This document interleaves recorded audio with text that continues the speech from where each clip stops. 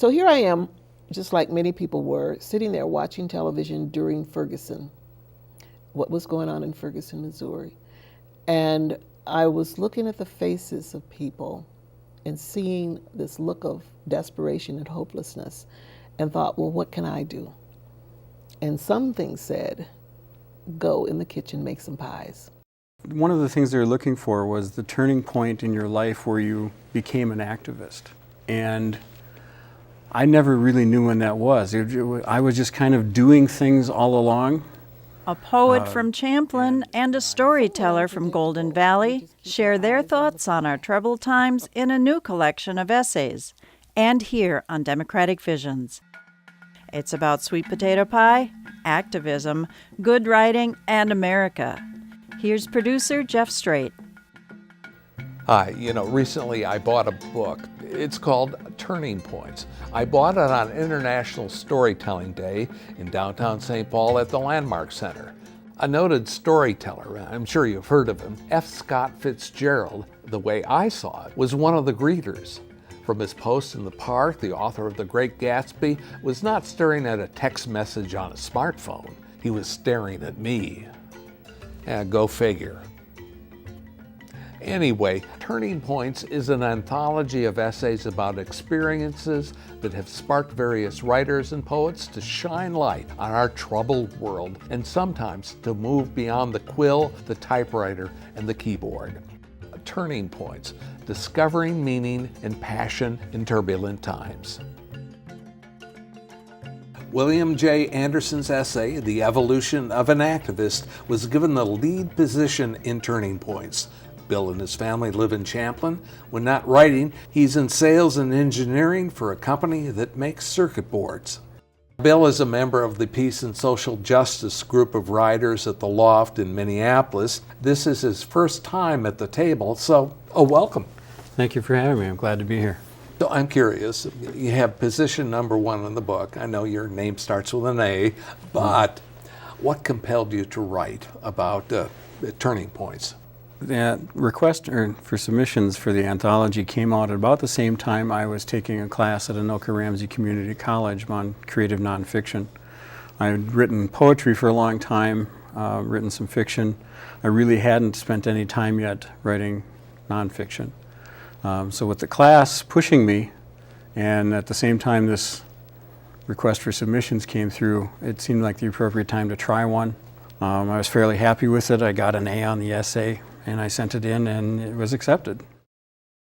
The things people asked for during the civil rights movement seemed perfectly reasonable and completely understandable once I got past the fact that what they were asking for should have already been theirs. After all, this was America, and we'd been around for more than 180 years, and slavery had already been abolished for a century.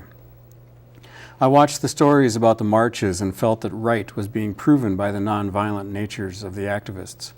And when they were met with violence and didn't respond in kind, it enhanced the image that the activists were on the correct path, the high road.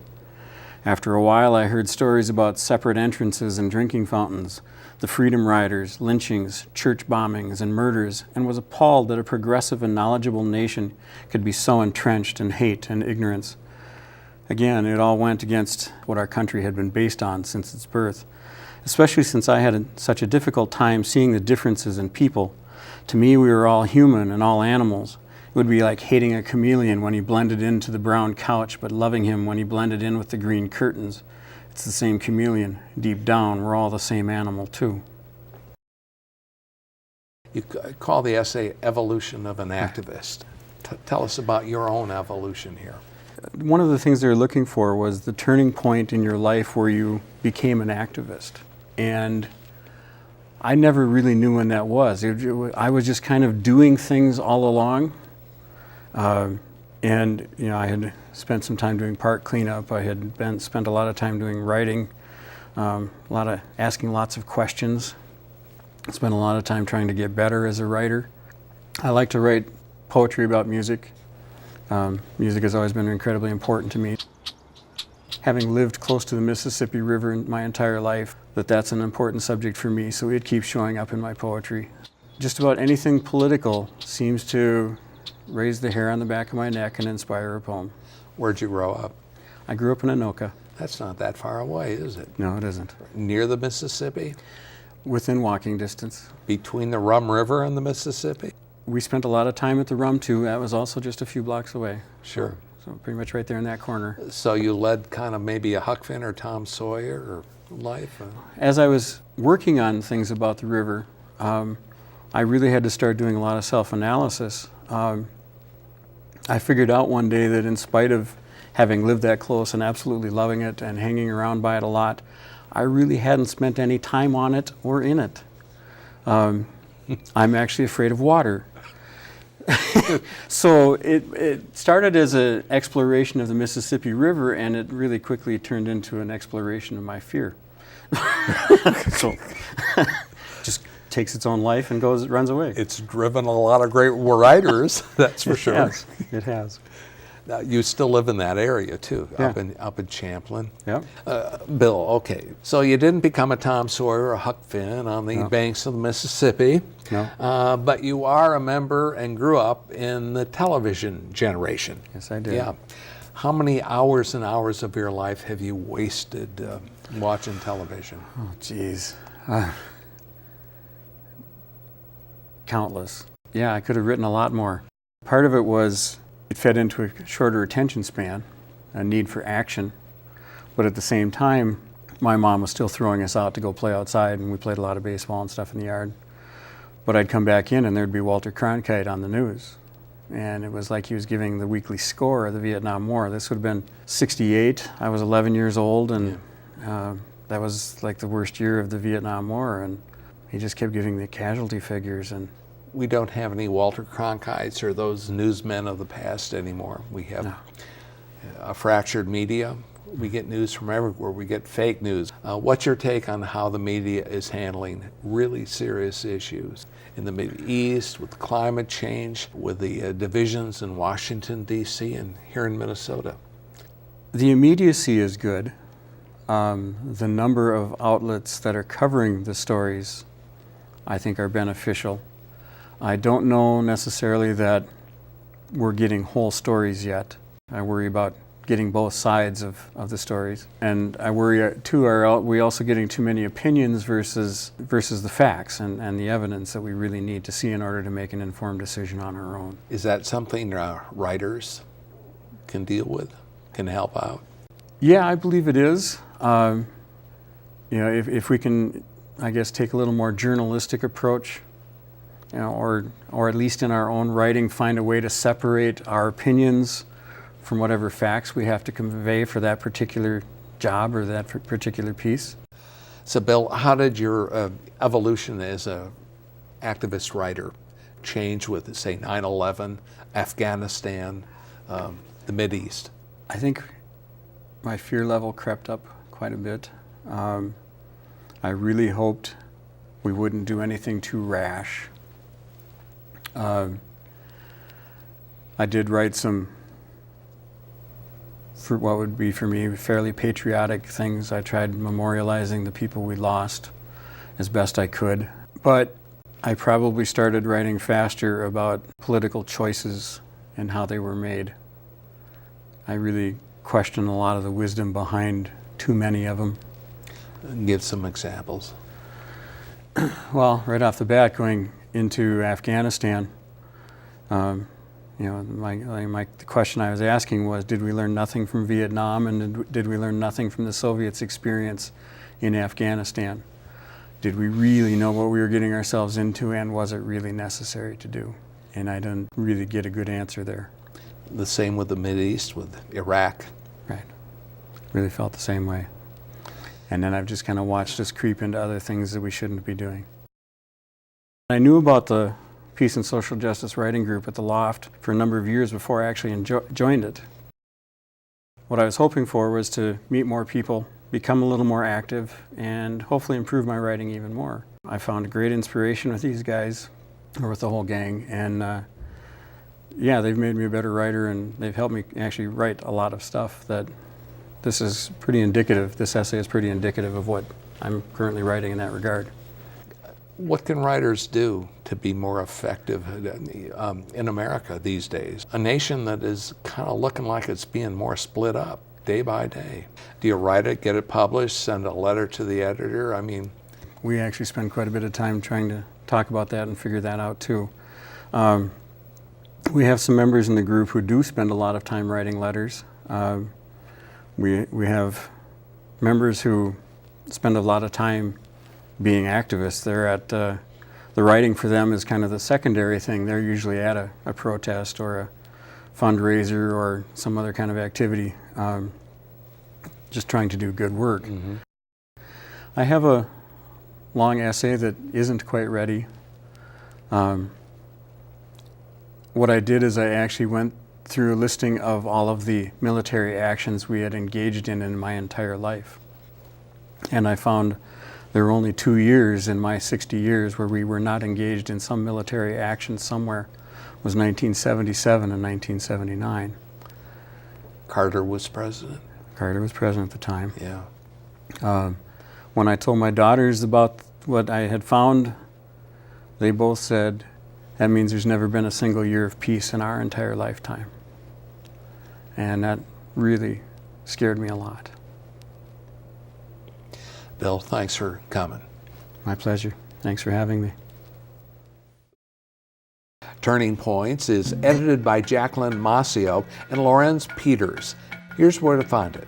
Turning Points, Discovering Meaning and Passion in Turbulent Times, is available at www.changingtimespress.com or at Changing Times Press on Facebook.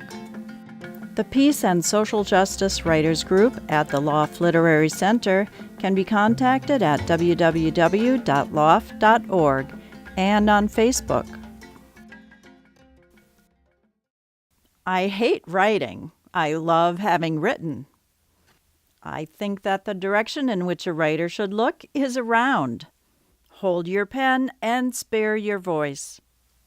Dorothy Parker. If the struggle needs weapons, give it words. Stones and petrol bombs can't get inside those police armored cars. Words can.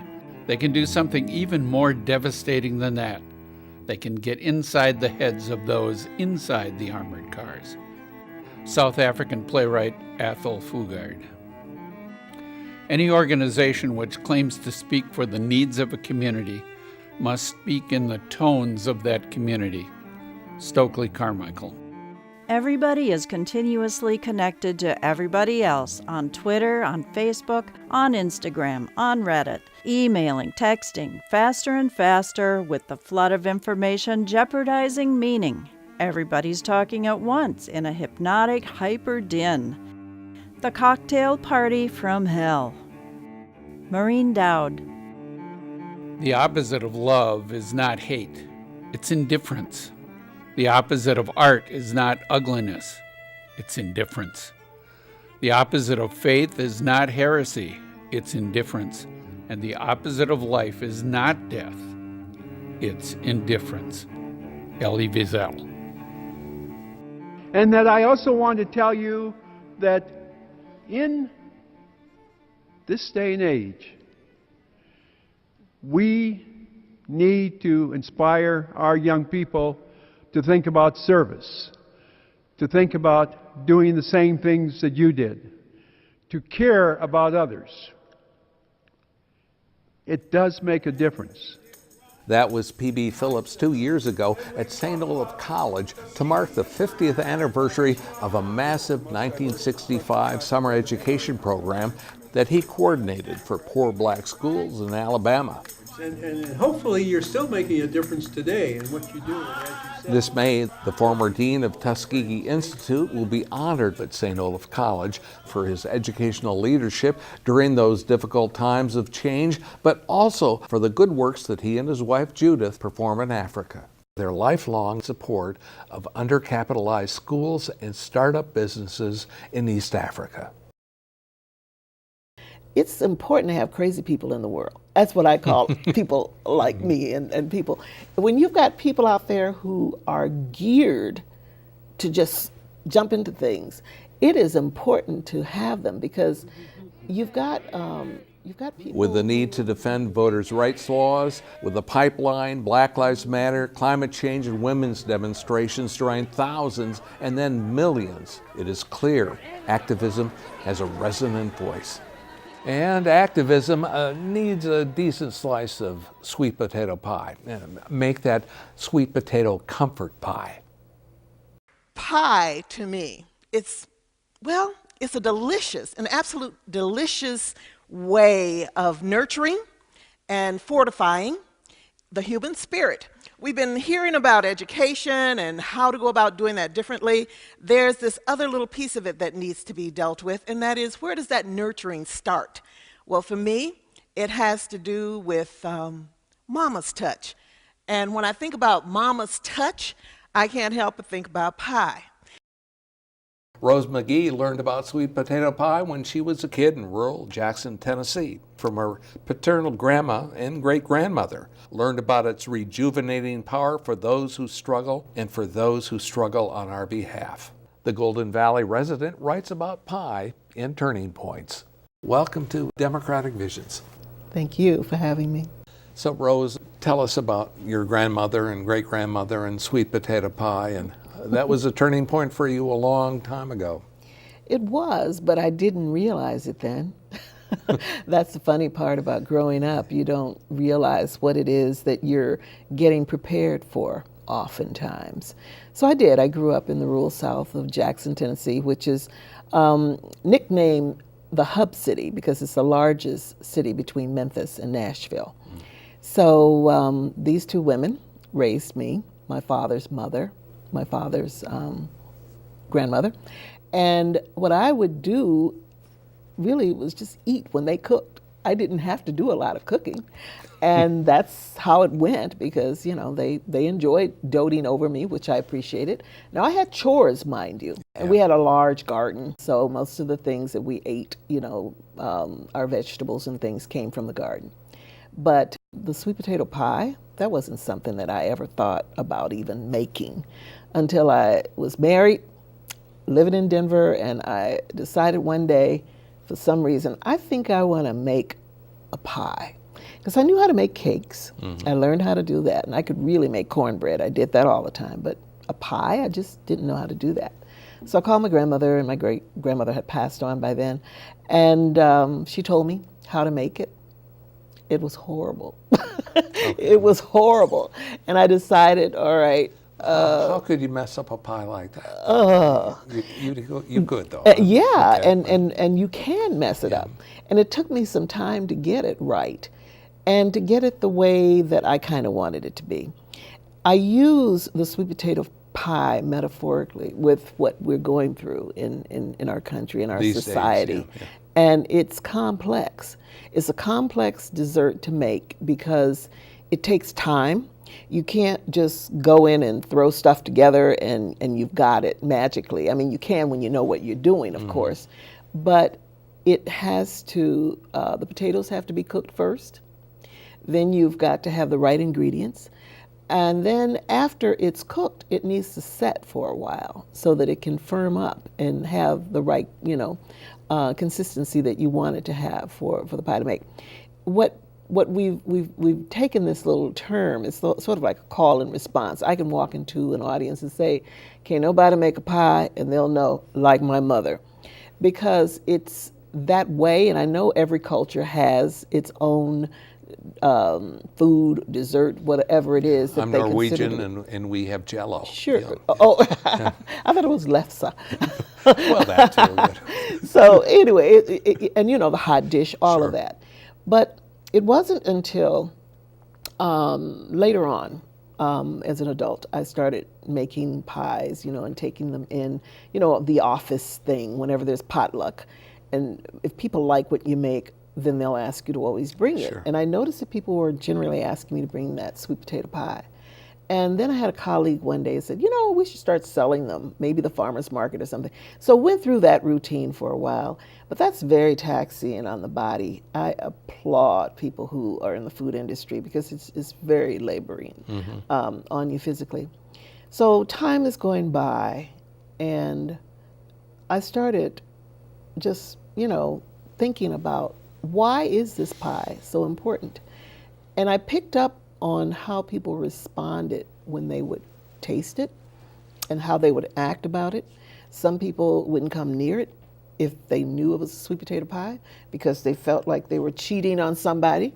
You know, maybe it's the mother or the grandmother or somebody who was endearing, and they just wouldn't do it.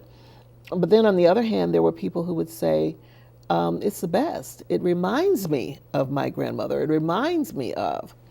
So here I am, just like many people were, sitting there watching television during Ferguson, what was going on in Ferguson, Missouri. And I was looking at the faces of people and seeing this look of desperation and hopelessness and thought, well, what can I do? And something said, go in the kitchen, make some pies. And that's what I did. And I loaded them up in my trunk and took off with them. Down to Ferguson, Missouri. Absolutely, down to Ferguson. And what I did was carry them and ask people if they would take the pie along the way. And they did. And I listened to the stories. And that's when I realized there's something here. So I came back to Minnesota, back to my home of Golden Valley, called my mayor, Shep Harris, and called some friends and said, we've got to do something. We're a first ring suburb to North Minneapolis. We could do some proactive things in order to kind of get people in the in conversation so that they can begin to know each other and recognize that yes, racism does exist here, and we're, you know, we hear it all the time how in denial folks can be.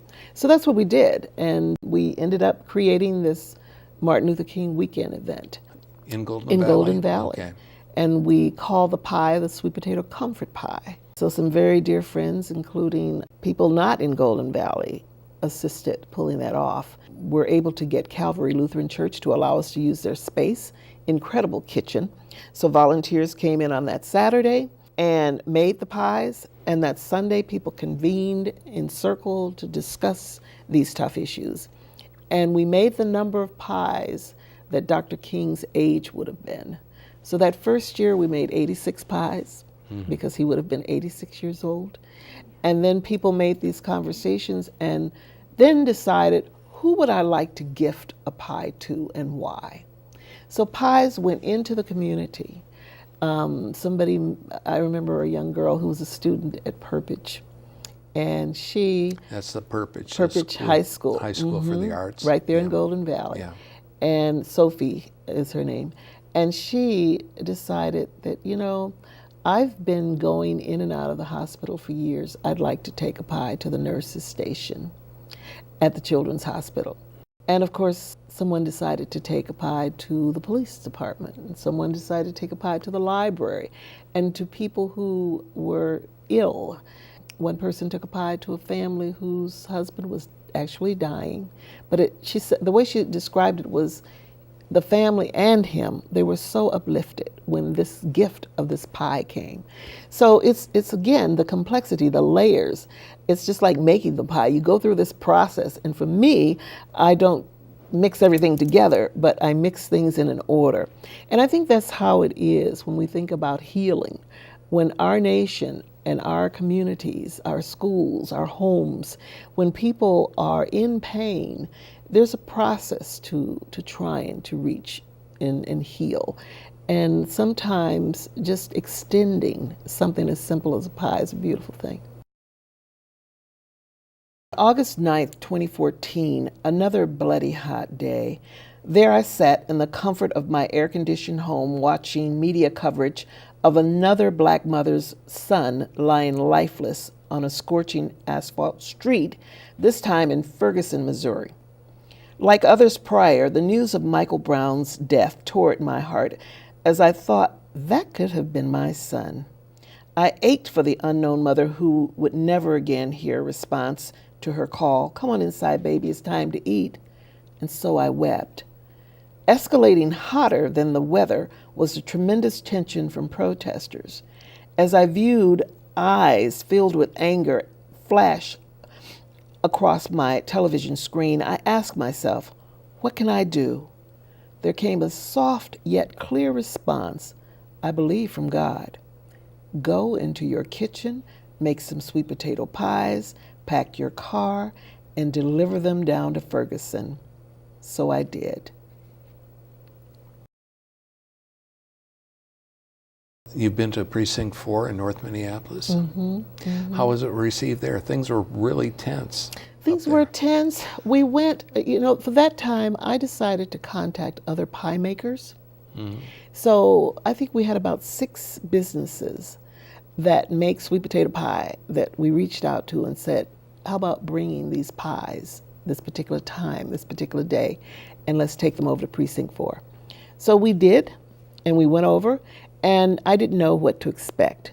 So you don't just barge in and start handing out pies. You try and find, okay, who's in charge here of certain things.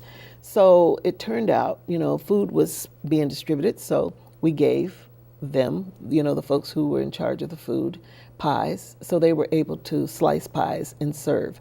And then many of the pies were gifted to not only members of the protesters, but to members of the police department as well.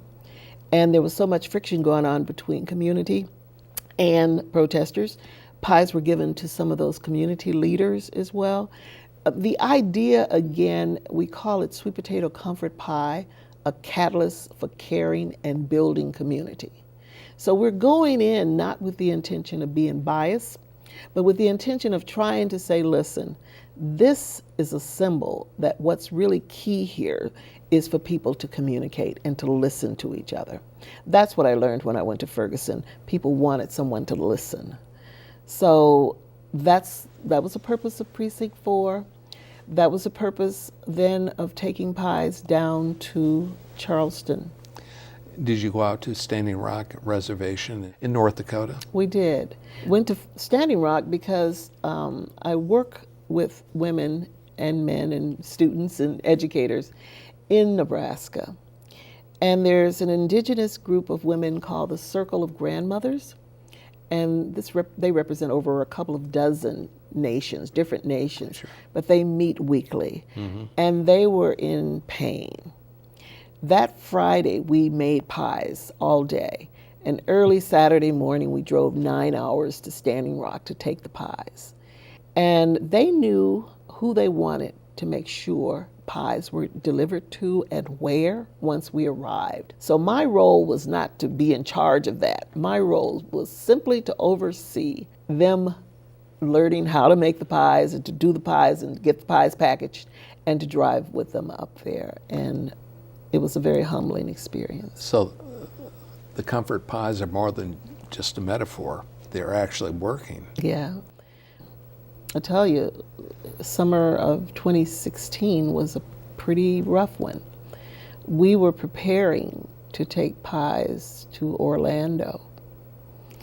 And right on the heels of Orlando, Baton Rouge happened. And then Philando Castile in Dallas, and then more Dallas and more Baton Rouge. And it was just so much going on. I had to just stop. And just stop for a moment. Let's see, what do we need to do? How can we respond? Where do we respond? So we did. We just sort of stopped for a moment in that way. If folks want to get in touch with you, how can they do that? We are very fortunate to have the Golden Valley Community Foundation serve as our fiscal agent. Okay. So certainly, by reaching the Golden Valley. Do they have a website? They do. Okay. Golden Valley Community Foundation. Okay. And I'm sure you have a Facebook page too? Yes, we do have a Facebook page, Sweet Potato Comfort Pie. Power to the inner suburbs. Well, what's up next for you? Somewhat unpredictable. We just keep our eyes on the pie. I like that. Thanks for being with us. Thank you for having me. Keep your eyes on the prize. Hold on. Democratic Visions is handcrafted by volunteers from Eden Prairie, Hopkins, Minnetonka, Edina, and Bloomington. Watch us on select cable systems and on our YouTube channel. This is Carol Sundstrom.